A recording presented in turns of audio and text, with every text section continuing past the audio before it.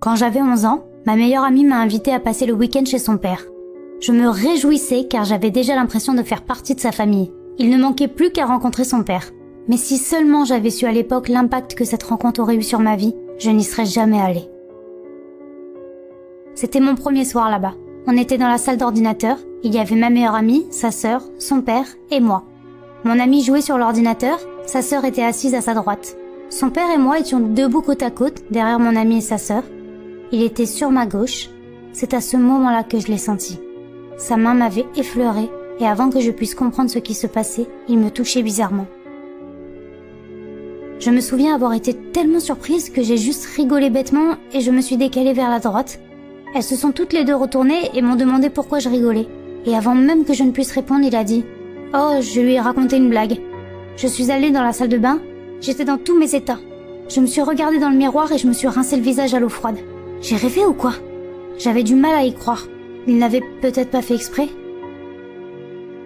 Quand je suis sortie de la salle de bain, tout le monde descendait, alors je les ai suivis.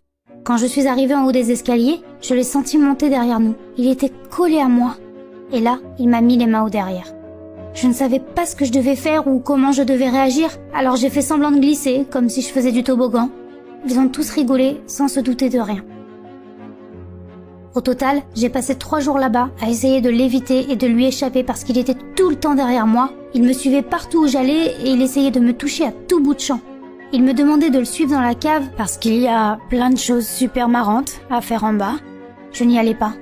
Le deuxième soir, je me souviens m'être réveillée pendant la nuit et j'ai vu une silhouette noire dans l'embrasure de la porte.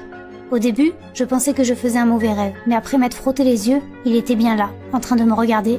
Avec la lumière derrière lui, on aurait dit une ombre. Mais je savais que c'était lui à cause du reflet dans ses lunettes. J'ai réussi à éviter de me retrouver seule avec lui pendant tout mon séjour, jusqu'au dernier jour où on était juste tous les deux et il m'a demandé « Ça t'embête quand je te fais ça ?» Et vous savez ce que je lui ai dit? Je n'ai rien trouvé de mieux à lui répondre que « Non, pas du tout !» Et j'ai gloussé nerveusement. Je ne savais juste pas quoi lui dire d'autre. Il a rigolé et il m'a dit « Tant mieux, c'est bien ce que je pensais. Ne le dis à personne, ça doit rester entre nous. » Ensuite, il m'a enlacée et m'a mis ses mains au derrière comme s'il me disait au revoir et vivement la prochaine fois.